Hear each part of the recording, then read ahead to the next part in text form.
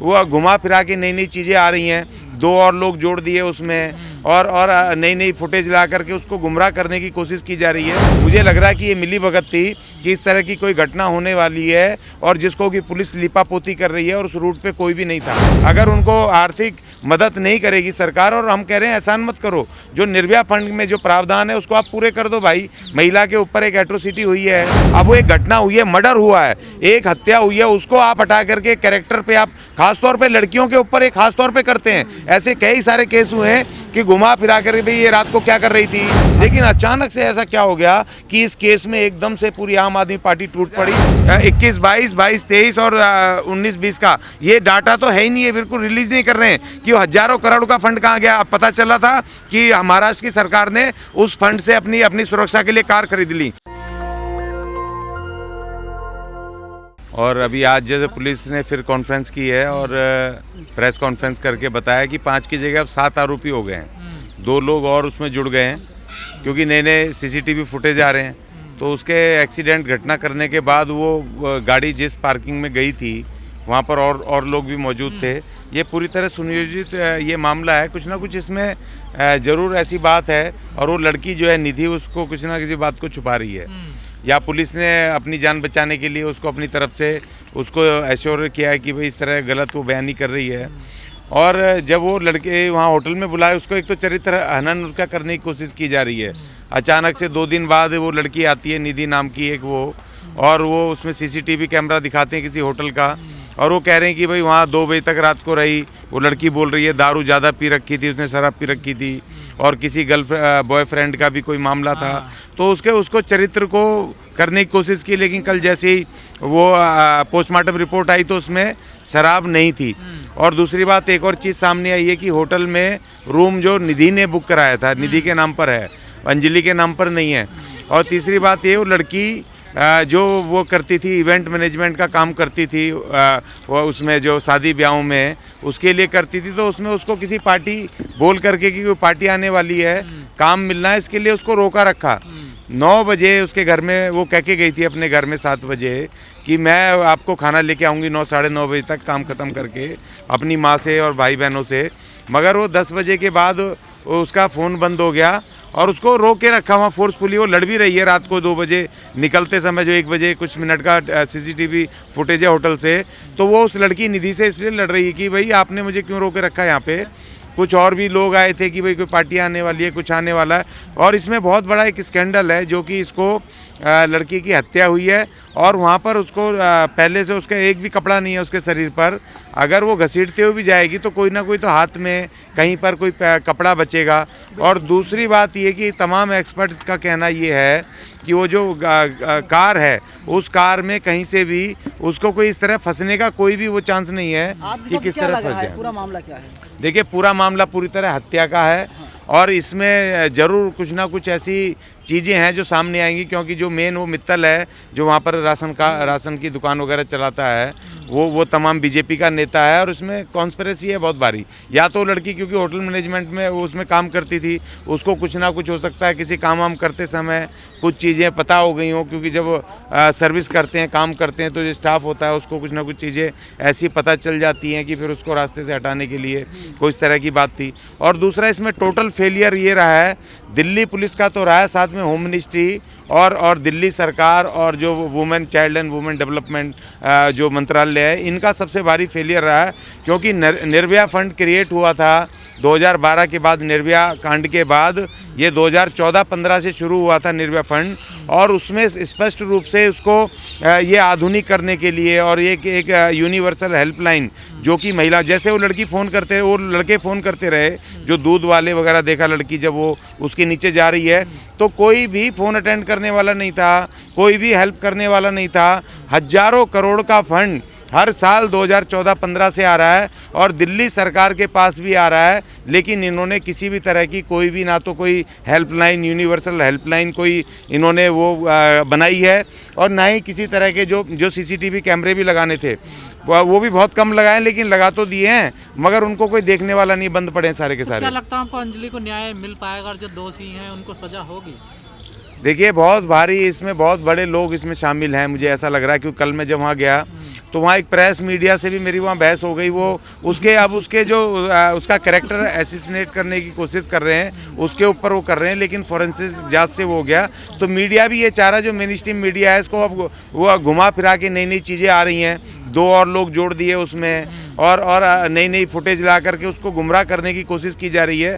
और जैसे पुलिस बहुत कैजुअली, जब पहले दिन उन्होंने कह दिया था कि नहीं एक्सीडेंट का मामला है और हल्की फुल्की धाराएं बिना इन्वेस्टिगेशन के लगा दी गई थी, तो पुलिस के जो वहाँ लोकल पुलिस अधिकारी हैं, एसएचओ से लेके डीसीपी एसीपी, वहाँ तमाम लोगों के उनका वहाँ पहले से ये खबर मुझे लग रहा है कि ये मिली भगत थी कि इस तरह की कोई घटना होने वाली है, और जिसको कि पुलिस लिपापोती कर रही है, और उस रूट पे कोई भी नहीं था। और जबकि 31 का दिन, उस दिन तो ख़ास तौर पर सीपी ने अरेंज किया था, दिल्ली पुलिस ने कहा था कि भाई हमने बहुत भारी संख्या में मोटरसाइकिल वाले और दूसरे पुलिस वाले तमाम लोगों को किया है, और वो बार बार इस मामले को घुमाई जा रही है। तो इसमें देखिए लड़ना पड़ेगा, और हम लड़ रहे हैं। क्या है, दलित है लड़की, इस वजह से घुमाया जा रहा है क्या? नहीं, वो दलित है लड़की है तो बाद में पता चला। मुख्य बात है कि पहले वो बीजेपी का लीडर, और वो लड़की दलित है, अनुसूचित जाति की लड़की है, और इसी वजह से केजरीवाल साहब ने उसको 10 लाख रुपए का वो भी मुआवजे, और वो लड़की अकेली कमाने वाली थी, माँ के अपना जो उसकी किडनी वगैरह खराब हैं, अब घर की माली हालत खराब है, तो आप उनको व्यापार करने को, दुकान मकान खोलने के लिए क्यों नहीं दे रहे हो, जिससे कि वो इस केस को लड़ पाएँ मजबूती के साथ। देखिए आर्थिक जो कंडीशंस होती हैं वो बहुत मैटर करती है न्याय लेने के लिए। अगर उनको आर्थिक मदद नहीं करेगी सरकार, और हम कह रहे हैं एहसान मत करो, जो निर्भया फंड में जो प्रावधान है उसको आप पूरे कर दो भाई। महिला के ऊपर एक एट्रोसिटी हुई है, इस तरह की घटना हुई है, और इसी तरह के इन कानूनों की इस तरह की घटनाओं के लिए वो फंड्स हैं, तो आप पूरा करो। और दिल्ली पुलिस से मेरी अपील है, दबाव भी है क्या पुलिस के ऊपर? देखिए राजनीतिक दबाव भी बहुत भारी है, इसीलिए पुलिस, देखो पुलिस, मैंने दिल्ली पुलिस को इतना लाचार कभी नहीं देखा। 4 स्पेशल सीपी लगे हैं, वो कह रहे हैं 18 टीमें लगी हुई हैं, और उसके बावजूद भी अभी तक कोई कॉन्क्रीट चीज़ उसमें निकल के सामने नहीं आ रही है। और दिल्ली, आज मैंने उसकी प्रेस कॉन्फ्रेंस सुनी सागर साहब की, जो स्पेशल सीपी हैं, वो ये कह रहे हैं कि इसमें मोटिव दिखाई नहीं दे रहा है। एक पत्रकार ने पूछा कि आप 302 की धारा क्यों नहीं लगा रहे हो, तो कह रहे हैं इसमें कोई मोटिव नहीं दिखाई दे रहा है। तो मोटिव तो उसमें अपने आप है ना, जब 12 किलोमीटर उस लड़की को घसीटते रहे वो, और उनको पता था, जबकि वो लड़की निधि भी कह रही है कि इनको पता था, इन्होंने 2-3 बार गाड़ी आगे पीछे करके उसको कुचला है, और उसके बाद देखो उसमें कोई भी उसको लड़की को वहाँ पर कोई फंसने की कोई नीचे जगह नहीं है, उसको बीच में, दोनों पहियों के बीच में वो है, उसको किसी ना किसी चीज़ से उन्होंने बांधा है। सेंट्रलाइज में मोटिव अपने आप आता है कि अपने आप को बचाने के लिए उस लड़की को, हो सकता है इन्होंने वहाँ बांध के रोड एक्सीडेंट दिखाने के लिए उन्होंने घुमाया वहाँ पर। कहने से बात नहीं होगी ना, कानून अपना काम करेगा। नहीं, कानून करेगा, लेकिन ये दिल्ली पुलिस ये कह रही है मोटिव नहीं दिख रहा 302 के लिए, तो मोटिव तो है ना उसमें। वो जो आरोपी हैं अपने आप को बचाने के लिए की जान ले रहे हैं, तो इसमें ऑटोमेटिक मोटिव तो अपने आप आता है। उसमें धारा 302 लगा करके इमीडिएट उसके ऊपर उनको वो करनी चाहिए, इन्वेस्टिगेशन करनी चाहिए, और धारा 302 लगते ही ये जो मामले में और थोड़ी तेजी आएगी। तो अब ये पुलिस क्यों बचाने की कोशिश कर रही है, मेरी समझ में ये नहीं है। सर, अक्सर घटना के बाद पीड़िता को ही सवालों के घेरे में ले आते हैं कि रात में गई थी, पार्टी करी थी, अकेले करी, इन सब पे आप क्या कहेंगे? देखिए यही बड़ी दुख की बात है। देखिए वो कह रहे हैं ये अपना इंडिविजुअल मैटर है, ये हर नागरिक का, चाहे वो लड़की, आदमी, वुमेन हो, मैन हो, कोई भी हो, कि वो पार्टी करने जा रहे हैं, वो ड्रिंक कर रहे हैं, नहीं कर रहे हैं, वो दैट इज वो पर्सनल मैटर है। अब वो एक घटना हुई है, मर्डर हुआ है, एक हत्या हुई है, उसको आप हटा करके कैरेक्टर पे आप खासतौर पे लड़कियों के ऊपर एक खास तौर पे करते हैं। ऐसे कई सारे केस हुए हैं कि घुमा फिरा कर भाई ये रात को क्या कर रही थी, अपने बॉयफ्रेंड के साथ क्या कर रही थी, जैसे निर्भया के केस में सवाल उठने शुरू हो गए थे। और देखो हमारा रूढ़िवादी समाज, जो रूढ़िवादी लोग हैं, ये इसलिए होता है कि जो इस तरह एकदम से जो मूव खड़ा होता है ना उसके पक्ष में, विक्टिम के पक्ष में, तो वो उसमें से आधे लोग तो जो रूढ़िवादी होते हैं, जब ये पता चला कि उसने हल्ला मच गया कि दारू पी थी, या होटल में वो थी 4-5 घंटे रात को 12 बजे तक, या फिर उसने कोई बॉयफ्रेंड का इसमें बीच में वो डाल दिया, तो आधे लोग तो उनकी सपोर्ट करने से वो कहते हैं जी लड़की खराब थी। तो उस तरह की परसेप्शन बना दी जाती है। तो उनको जो मदद मिलनी चाहिए, जो हेल्प मिलनी चाहिए, एक मूव को जो और तेज़ी आनी चाहिए, उसमें आधे लोग हट जाते हैं पीछे से, क्योंकि हमारे इसमें अभी रूढ़िवादियों की कमी नहीं है कि लड़की आदमी दारू पिए, होटल में रुके, कहीं भी रुके, कुछ भी करे, गर्लफ्रेंड बनाए, कुछ भी करे, मगर लड़की या महिला नहीं करनी चाहिए, उसको ये आज़ादी नहीं होनी चाहिए। जब दुनिया पार्टी कर रही है तो किसी लड़की ने पार्टी कर भी ली, मैं कहता हूँ, तो उसमें क्या चीज़ है कि उसका मर्डर हुआ, मर्डर पे देखो ना भाई, आप उसके पीछे के राज को खोलो, आप उसके कैरेक्टर के ऊपर आप सवाल उठा रहे हो, आप इस तरह से उसको वो कर रहे हो, तो ये मैं पूरी तरह इसका विरोध करता हूँ जी। इसमें जो केजरीवाल सरकार है राजनीति कर रही है, बहुत गंदी वाली। देखिए बिल्कुल, ये तो पहले एकदम से मेरे को लगा कि बहुत सारे ऐसे केस होते हैं, कभी ये आम आदमी पार्टी कभी बीच में नहीं आती थी, एकदम से, हाँ गुजरात में नहीं बोली, और भी बहुत सारे ऐसे केस होते हैं जिनको मैं गिना सकता हूँ, उसमें कोई इनकी आवाज़ नहीं आती, लेकिन अचानक से ऐसा क्या हो गया कि इस केस में एकदम से पूरी आम आदमी पार्टी टूट पड़ी, क्योंकि जो इन्होंने निर्भया फंड खाया है, और निर्भया फंड से इनको एक क्या कहते हैं उसको, जो उसमें बनाने थे, काम करने थे, जिससे कि इसमें एक हेल्पलाइन बनानी थी, जिसमें से इनको सीसीटीवी कैमरेस पूरे लगाने थे, और उनको लगाने नहीं थे, उनको चलाना भी था, मॉनिटर भी करना था। अगर वो रात को अगर ड्यूटियां होती लोगों की, और वहाँ पर सेंट्रलाइज एक जगह होती, और मॉनिटर अगर वो कैमरे हो रहे होते, तो उसी वक्त मिनटों में वो लड़की की जान भी बचाई जा सकती थी। आगे तो कैमरे नहीं चल रहे हैं उसके। जो लोग बिल्किस बानो पर एक शब्द बोल नहीं पाए, दहाड़े मार के चिल्ला रहे हैं।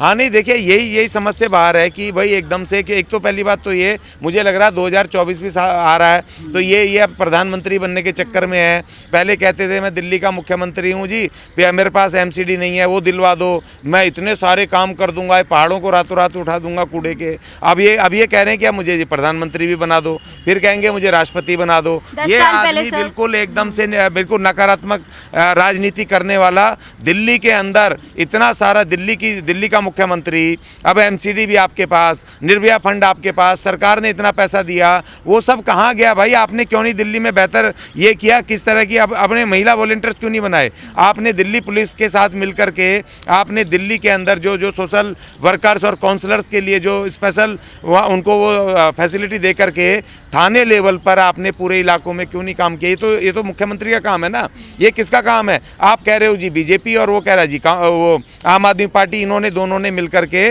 जनता को फुटबॉल बना दिया। इसमें होम मिनिस्ट्री भी पूरी उतनी जिम्मेदार है, चाइल्ड एंड वुमेन मिनिस्ट्री भी उतनी जिम्मेदार है, और दिल्ली का मुख्यमंत्री भी उतना जिम्मेदार है। हुआ निर्भया फंड में जो आप बता रहे हैं, हजारों करोड़ का, क्योंकि 2014-15 बिल्कुल है, 2019 का डेटा है, जिसमें कि उन्होंने हर साल उनको किस किस राज्य को कितना पैसा दिया है। और दिल्ली पुलिस को तो विशेष रूप से नानकपुरा में एक स्पेशल बिल्डिंग, हाईटेक बिल्डिंग बनाने के लिए उन्होंने कहा था कि जिसमें कि सेंट्रिक फैसिलिटीज़ होंगी महिलाओं के, और चाइल्ड के खिलाफ जो एट्रोसिटीज़ होती हैं उनको कंट्रोल करने के लिए दिल्ली पुलिस को ये स्पेशल फंड्स दिए गए थे। दिल्ली सरकार को और तमाम राज्यों को पूरा का पूरा 2019 का मैं भेज दूंगा, पूरा इसका women and child development ministry का पूरा डाटा है, और 3 साल का तो ये बिल्कुल हजम कर गए। 3 साल का 2021-22, 22-23 और 19-20 का ये डाटा तो है ही नहीं है, बिल्कुल रिलीज नहीं कर रहे हैं कि वो हजारों करोड़ का फंड कहाँ गया। अब पता चला था कि महाराष्ट्र की सरकार ने उस फंड से अपनी सुरक्षा के लिए कार खरीद ली। ये आपको पता था ना कि उन्होंने कार खरीद ली, कोई अपने कुछ आनंद ले रहे हैं, लेकिन जो महिलाओं की सुरक्षा के लिए बना था उस फंड को अगर ये यूटिलाइज कर लेते तो शायद ये बच्ची अपने परिवार में सुरक्षित होती, इस तरह से नहीं होती। नेशनल दस्तक की आपसे गुजारिश है कि अगर इसको बचाना चाहते हैं तो नेशनल दस्तक को सब्सक्राइब करने के लिए रेड कलर के सब्सक्राइब बटन को दबाएं, फिर बेल आइकन की घंटी दबाएं। नेशनल दस्तक को बचाने के लिए बहुत जरूरी है कि हर खबर को शेयर करें, लाइक करें, कमेंट जरूर करें।